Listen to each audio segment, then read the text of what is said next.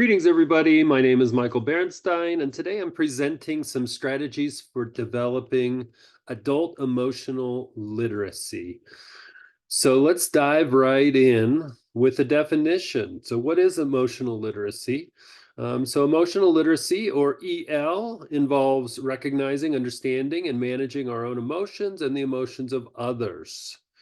You could also think of emotional literacy as emotional intelligence. Those terms are used interchangeably, but psychologist Daniel Goleman suggests that there are 5 specific components to emotional literacy.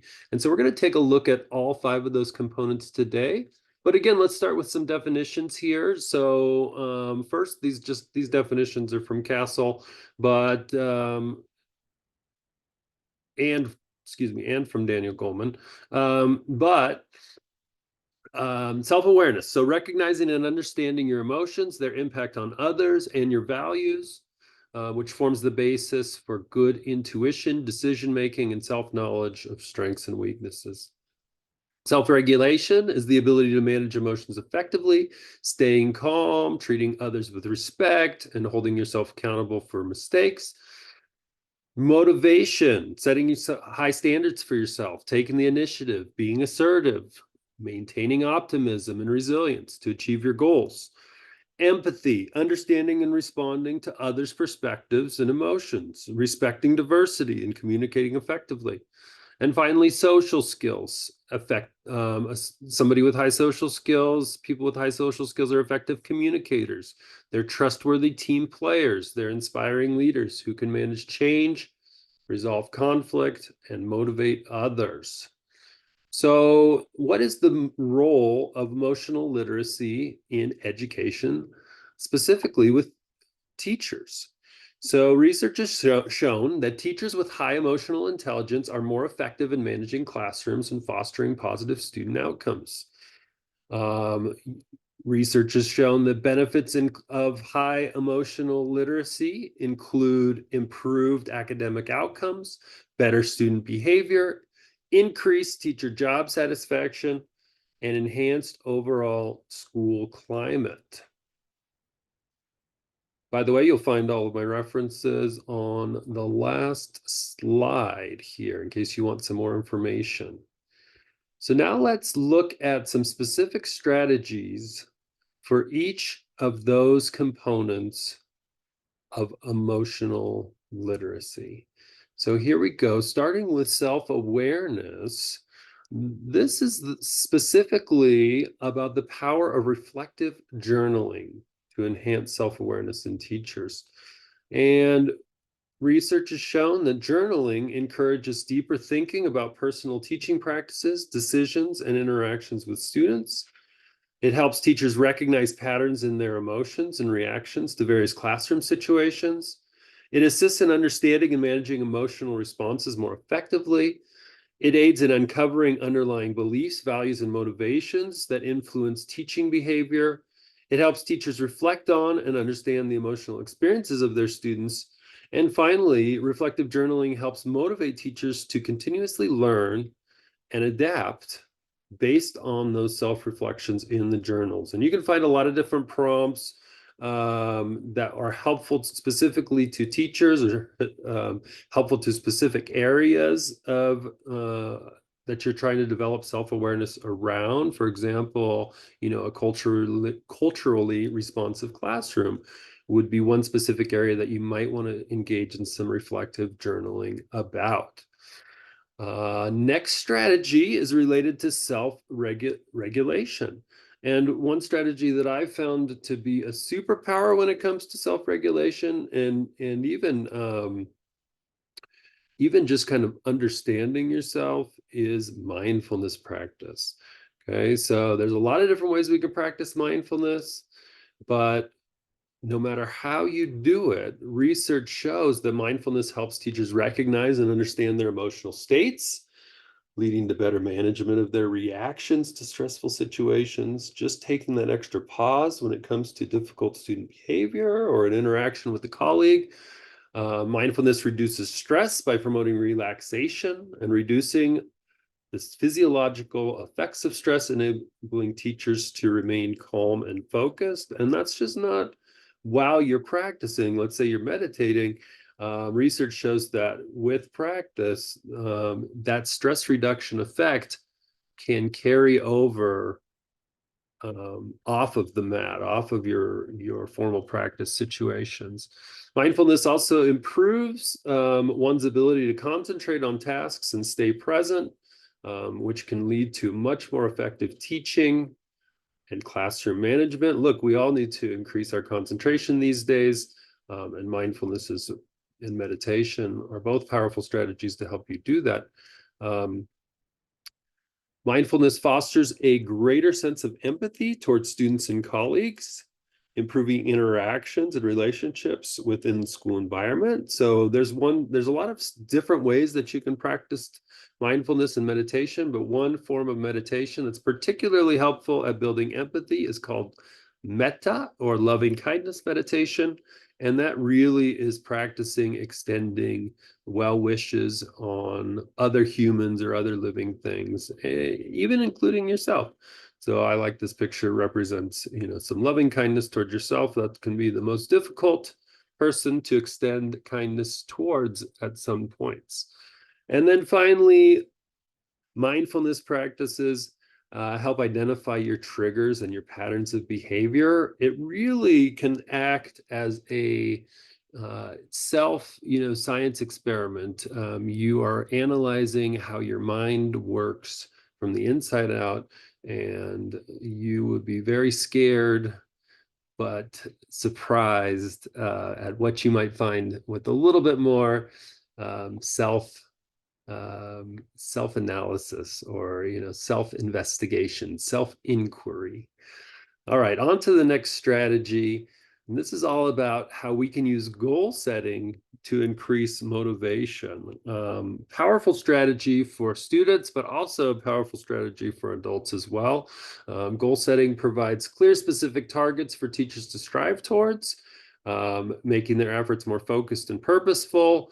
Goal setting helps teachers align their goals with their personal and professional interests, making their work more satisfying and acting as an antidote to burnout. Goal setting offers a sense of direction and purpose. Why are you going into the classroom every day? Why do you do what you do? It builds up resilience by encouraging teachers to overcome obstacles, reminders, right? To focus on your goals despite challenges. And finally, goal setting helps us recognize our progress and celebrate when we do see that progress, right? Be able to check those boxes off on those steps to meeting our goals is a very satisfying practice. There's a lot of different strategies for goal setting, but Atomic Habits is a great way to get started. Atomic Habits allows you to set very small, reachable goals and work towards them every day. But there's a ton of other resources out there related to goal setting, and some specific for teachers as far as lesson planning and unit planning and that kind of thing. Next strategy has to do with building empathy through making connections with others.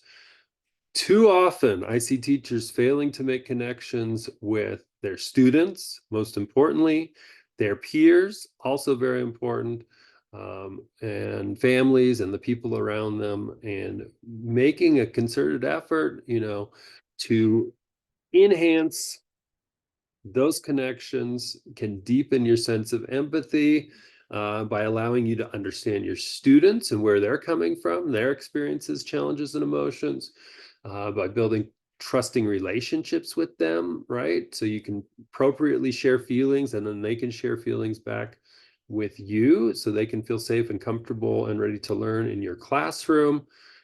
We're going to be able to see situations through students' viewpoints, right? Maybe through their cultural lens instead of your own. And again, developing that empathy, heightening teachers' awareness of subtle emotional cues, right? Paying attention and practicing noticing when something's not right with our students that we're serving, and encouraging appreciation for those diverse backgrounds and experiences.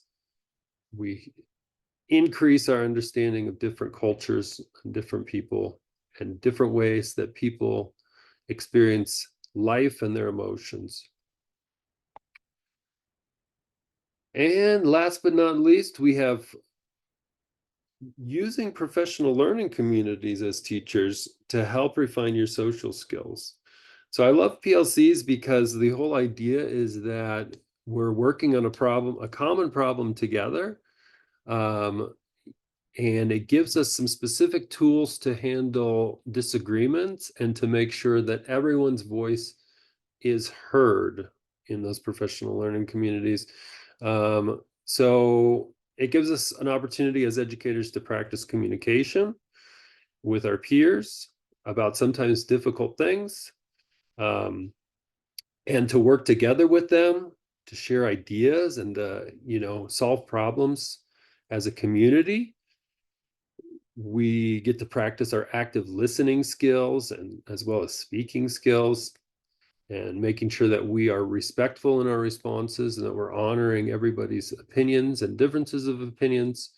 And then PLCs are going to allow opportunities, like I said, sometimes they get tough to resolve conflicts, but be able to adapt your communication and collaboration styles to different teams of people or different situations or different problems that you're looking to solve. And then finally, and most importantly, maybe, is developing trust and rapport with your peers through those meaningful interactions, right? It can feel like we are teaching in isolation a lot of times, and a lot of times we are. So it's really important that we make an effort to collaborate with our peers and develop those social skills. So, this graphic, this guy's very angry because it's time for us to prioritize emotional literacy, especially for us educators. It's such a powerful tool. Okay. It has such positive effects as far as enhancing your ability to effectively manage your classroom, to develop your empathy, especially towards your students that you're supposed to be serving, to improve your professional relationships, to encourage professional growth, to reduce burnout, to improve decision making, to promote effective communication, to strengthen resilience, to support conflict resolution, and to support academic and emotional development. Why aren't we talking more about the importance of emotional literacy? Let's start now. We are starting now. Thank you for listening. I appreciate your attention to this matter. Here are my resources for this particular assignment. And again, I will be adding resources that you can use to work on those specific skills. But for the most part, they're self-explanatory as far as, practicing mindfulness or journaling, or working with your colleagues. And then I just wanted to give credit to Slides Go for these free templates. I am certainly not creative enough to have made these cute sticker designs myself, but it includes icons from these particular sources, and there's my contact information. Thank you so much for listening. I hope you have a great rest of your day.